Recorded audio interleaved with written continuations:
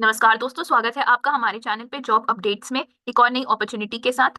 ये जो पोजीशन आई हुई है, हम जो डिस्कस, वैसे तो बहुत सारी वैकेंसीज आई हुई हैं फॉर एक्सपीरियंस फॉर फ्रेशर्स, लेकिन हम जो पहले डिस्कस करेंगे वो फ्रेशर्स के लिए जॉब डिस्कस करेंगे। ग्रुप सी की जो पोजीशन आई हुई है, ये फ्रेशर्स के लिए भी आई हुई है और एक्सपीरियंस के लिए भी आई हुई है। हम फ्रेशर्स से स्टार्ट करेंगे।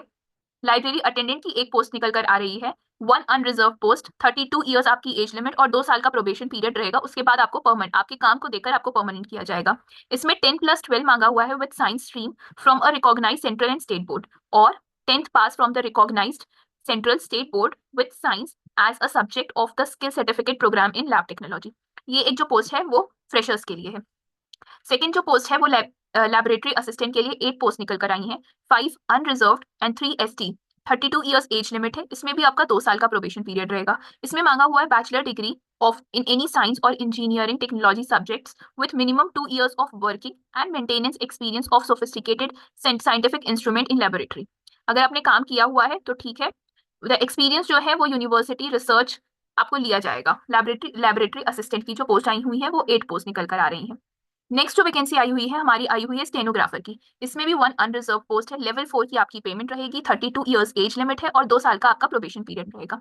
इसमें bachelor degree in any discipline मांगा है, तो आप किसी भी सब्जेक्ट से अगर आपने बैचलर्स की करी है तो आप अप्लाई कर सकते हैं। Proficiency in stenography in English और Hindi with minimum working speed जो है आपकी 80 वर्ड्स पर मिनट की होनी चाहिए।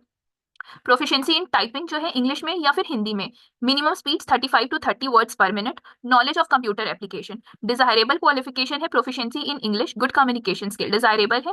नहीं भी आता है तो आप सीख जाएंगे धीरे धीरे। आपका असेंशियल क्वालिफाइड होना चाहिए, मतलब इतना तो आना ही चाहिए आपको एक स्टेनोग्राफर की जॉब के लिए, क्योंकि जब आप स्टेनोग्राफर की जॉब पे जाओगे, फ्रेशर्स इसमें अप्लाई कर सकते हैं। आप स्टेनोग्राफर की जॉब में जाओगे तो आपको ये काम तो करना ही पड़ेगा।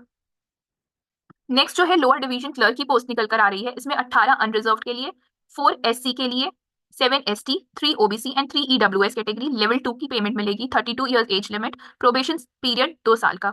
इसमें a bachelor degree from a recognized institute or university, English typing at the rate of 35 words per minute और Hindi typing 30 words per minute.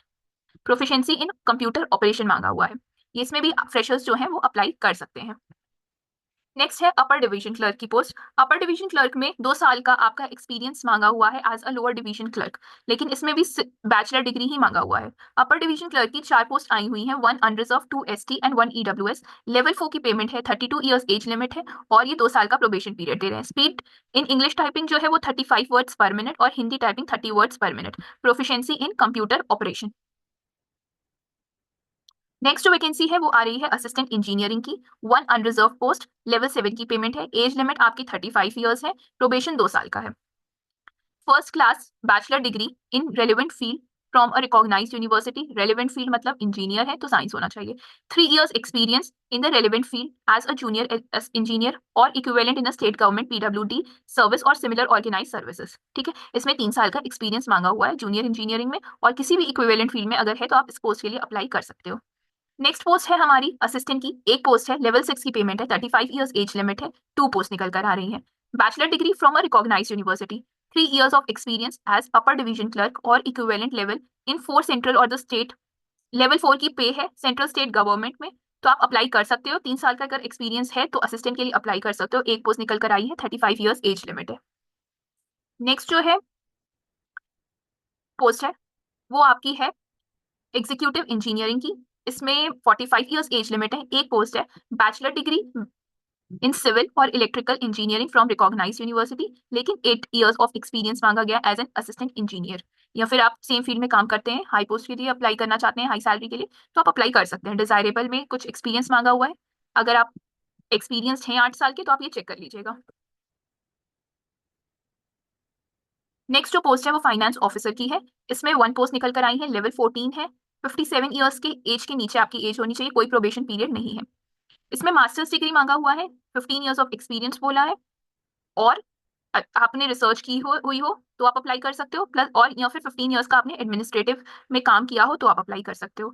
आप देख लेना, अगर आप 15 ईयर्स के एक्सपीरियंस पे जा रहे हो तो ही आप इस पे अप्लाई एप्लीकेबल होगे या फिर वो आपको हायर करेंगे। अच्छा, जो ये वैकेंसी निकल कर आई है, ये वैकेंसी जो है हमारी, ये आई है गुरु घासीदास विश्वविद्यालय बिलासपुर से। इसमें लास्ट डेट जो है वो 30 दिसंबर है 2024। ठीक है, आप अप्लाई कर सकते हो। ग्रुप ए की जो फीस है वो 2500 है। 1000 रुपए है SC ST PWD and female candidates के लिए। ग्रुप बी एंड सी के लिए 500 है। Exempted for SC ST female candidate के लिए ग्रुप बी और ग्रुप सी के लिए कोई फीस नहीं है। ठीक है, कोई TADA नहीं दिया जाएगा। अगर आप सेलेक्ट हो जाते हो, इंटरव्यू रिटन फिजिकल टेस्ट के लिए आपको बुलाया जाता है, तो आपको TADA नहीं दिया जाएगा, ट्रैवलिंग अलाउंस नहीं दिया जाएगा। Eligibility of the candidate and satisfaction of the shortlisting criteria shall be considered as a date of closing। Date of closing पे आपका जो आपकी एज एलिजिबिलिटी है वो मैच करनी चाहिए, या फिर और कोई एलिजिबिलिटी है तो ही आपको शॉर्टलिस्ट किया जाएगा।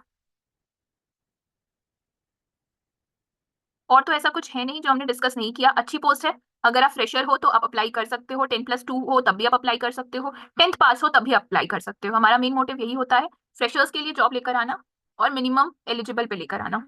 तो आप अगर 10+2 हो, 10 पास हो, तो आप लाइब्रेरी अटेंडेंट के लिए अप्लाई कर सकते हो।